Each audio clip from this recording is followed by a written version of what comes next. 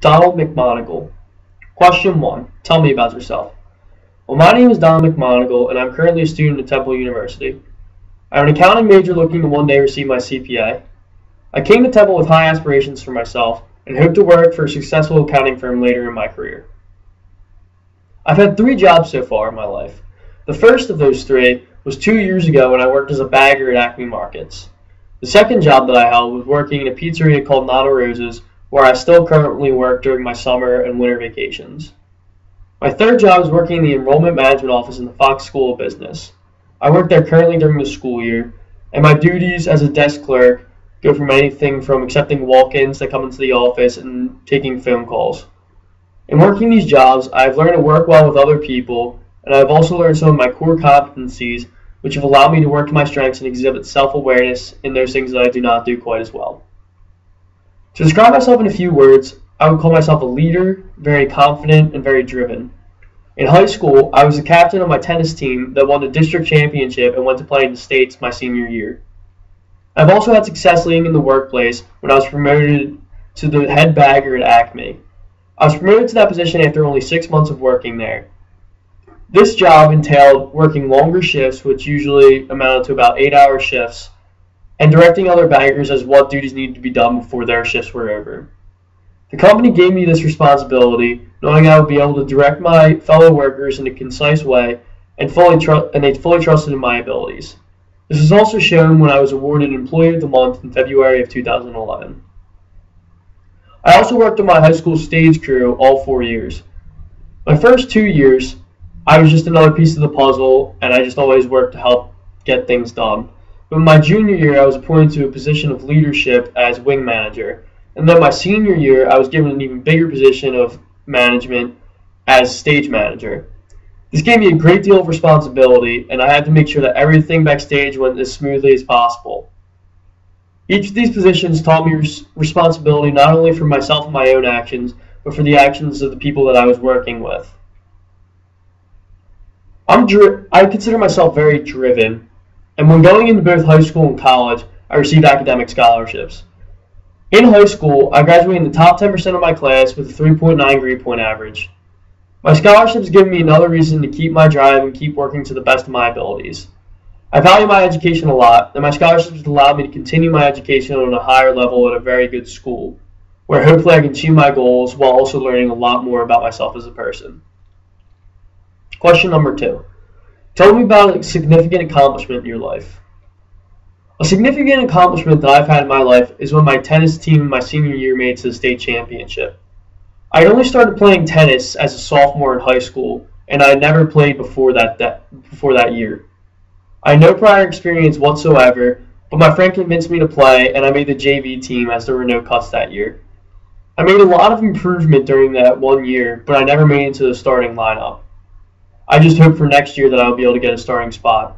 And in my junior year, we had a tryout for the first week of practice to see who would get the last 2 spots in the lineup. After that long week, I fell short by 1 person for the final spot in the starting rotation. After about 2 weeks, though, one of the starters got injured, and I was able to step into his spot and play as a second doubles team. After that day, I never looked back and continued starting until my last match in my senior year. In the beginning of the senior year, my coach elected me to be the captain of the team. We started off with only 3 starters from the previous year who played in a varsity match, and all 3 of us were seniors. So I started out the year knowing that I had the 6th spot locked down in the second doubles team. We practiced every day after school, and I continued to work hard to hopefully get better, and by the time the season rolled around, I was in the first doubles spot, starting with my partner. We went on a roll for that year, and we went 8-1 in the Catholic League, giving us the all-Catholic title for a doubles team.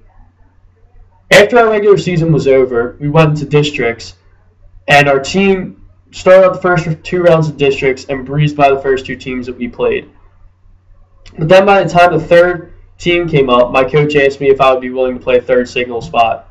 He told me that this was the most important spot as it was the spot that would most likely seal the championship for us. I told him I would do it, and I was up to the challenge. And after a long, hard-fought 3-set match, I eventually came out on top, giving my team a 3-2 victory in the district championship. Not only did my whole team make it to states, but me and my doubles partner made it to states as individuals, getting to go up to Hershey and play there over the weekend. Our team was really good and solid, and I like to think that I had some part in it in being the captain of the team and helping to lead them to the district championship, which would be our third in 4 years. It was an amazing season, and I was just glad to see that all of our hard work had finally paid off in the end. Question number 3. Tell me about something that you've learned in class. In class, we've learned a lot of things, but I've learned that one of the most important aspects of business is communication.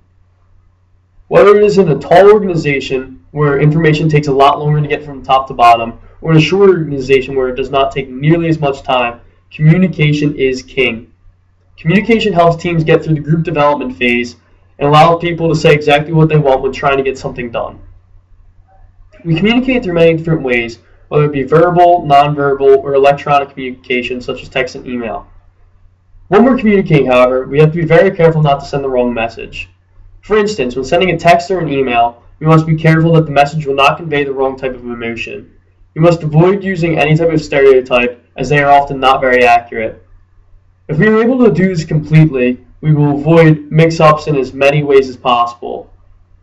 We have to be clear and concise in what is meant by what we are saying. It is always a better idea to meet face-to-face to avoid any type of mix-up like that. Texts are good for convenience, but meeting face-to-face will always get the point across more fully and completely. Communication also allows us to build relationships with fellow coworkers and potential clients. In building a better relationship with a coworker, one can feel more confident in speaking to them about ideas they may have for the company. They're also able to talk to them about other problems that they may have, while being more confident that person will be able to back them up. Clear communication allows someone to get things done quickly and done right the first time. With inefficient communication, people often hear the wrong message and mess up what is supposed to be done. This slows down the process and causes companies to have more negative effects than are necessary. If all communication were 100% effective, companies would run a lot smoother. There are many other kinds of communication that an organization must use than the ones that I've named before. One of those very important types of communication is the grapevine. What the grapevine is a passing down of organization information from one person to another through word of mouth or through text message or email. This is a very convenient way of relaying a message, but it is not always the most effective. Not all information is accurate, but it is quick and easy, and the convenience of it almost outweighs the risks.